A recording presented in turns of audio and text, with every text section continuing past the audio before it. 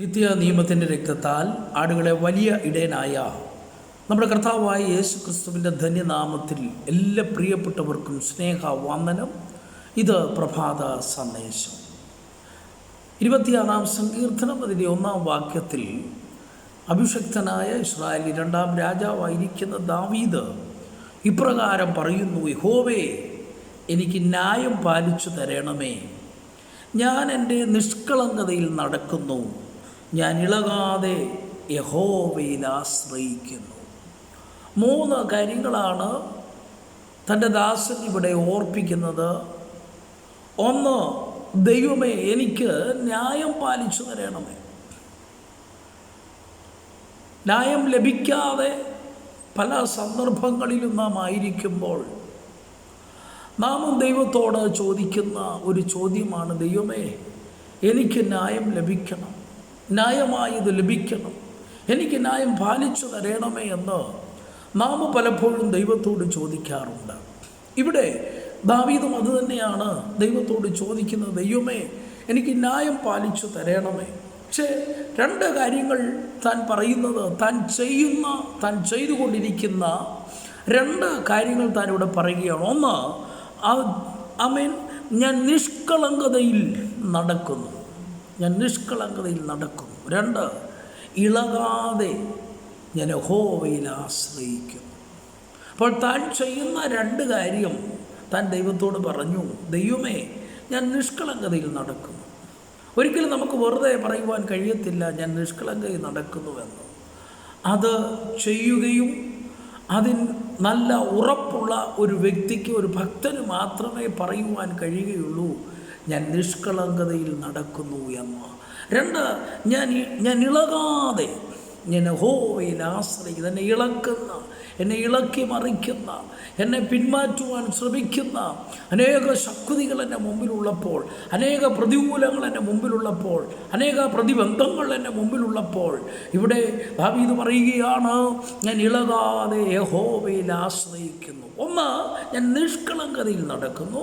2, ഞാൻ ഇളകാതെ യഹോവയിൽ ആശ്രയിക്കുന്നു.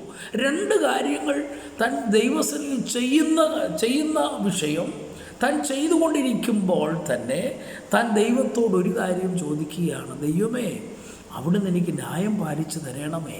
നമ്മുടെ ജീവിതത്തിൽ, നമ്മുടെ പ്രവൃത്തികളിൽ നാം എത്രത്തോളം ദൈവസന്നിധിയിൽ നീതിയുള്ളവരാണ്, നാം എത്രത്തോളം ദൈവസന്നിധിയിൽ കുറ്റമറ്റ മനസാക്ഷിയോടെ, അല്ലെങ്കിൽ ദൈവസന്നിധിയിൽ എത്രമാത്രം വിശ്വസ്തയോടെ നിൽക്കുന്നവർ ആണ് എന്നത് ഏറെ പ്രധാനപ്പെട്ട കാര്യമാണ്. നാം പലപ്പോഴും ദൈവമേ അത് തരണമേ, ഇത് തരണമേ, ദൈവമേ അങ്ങനെ ചെയ്യണമേ, ഇങ്ങനെ ചെയ്യണമേ, ഇങ്ങനെ പ്രവർത്തിക്കണമേ, അങ്ങനെ പ്രവർത്തിക്കണമേ എന്നൊക്കെ പലപ്പോഴും നാം ദൈവത്തോട് പറയാറുണ്ട്. എന്നാൽ നമ്മുടെ ജീവിതത്തിൽ നാം എത്രത്തോളം ദൈവവുമായുള്ള ബന്ധത്തിൽ നാം ചെയ്യേണ്ട കാര്യങ്ങൾ നാം ചെയ്യുന്നുണ്ട് എന്നത് നാം വളരെ ശ്രദ്ധിക്കേണ്ട ഒരു കാര്യമാണ്. നമുക്ക് പലപ്പോഴും പല ആവശ്യങ്ങൾ നാം ദൈവത്തോട് പറയാറുണ്ട്, പല കാര്യങ്ങൾ നാം ദൈവത്തോട് ചോദിക്കാറുണ്ട്.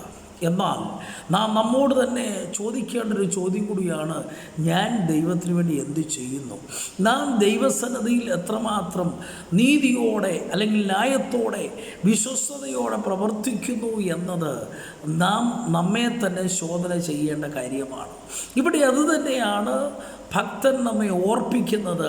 താൻ 2 കാര്യം ചെയ്യുമ്പോൾ തന്നെ താൻ ദൈവത്തോട് ഒരു കാര്യം ചോദിക്കുന്നു: ദൈവമേ, നീ എനിക്ക് ന്യായം പാലിച്ചു തരണമേ.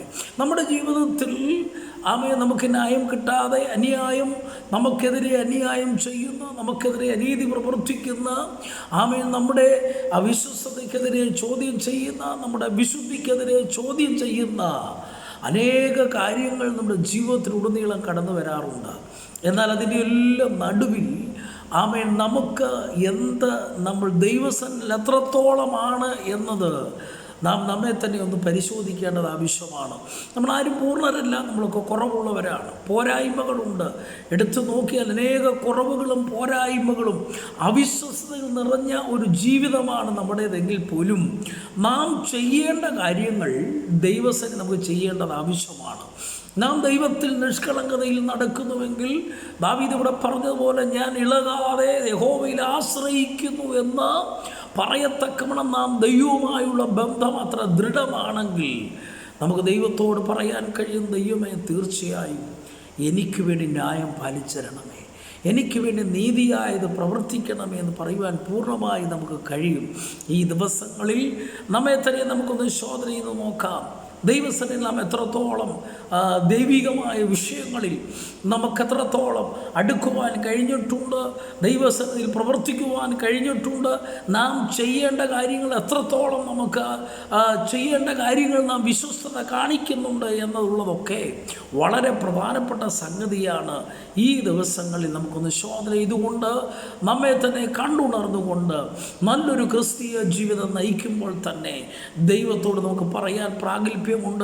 ദൈവമേ, നീ എനിക്ക് ന്യായം പാലിച്ചു തരണമേ, നീ എനിക്ക് നീതിയായത് ചെയ്തു തരണമേ.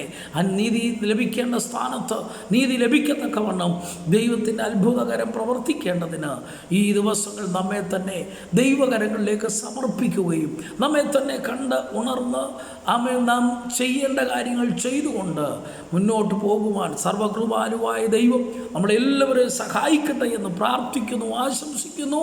ദൈവം നമ്മളെല്ലാവരെയും അനുഗ്രഹിക്കുമാറാകട്ടെ. ആമേൻ, ആമേൻ, ആമേൻ.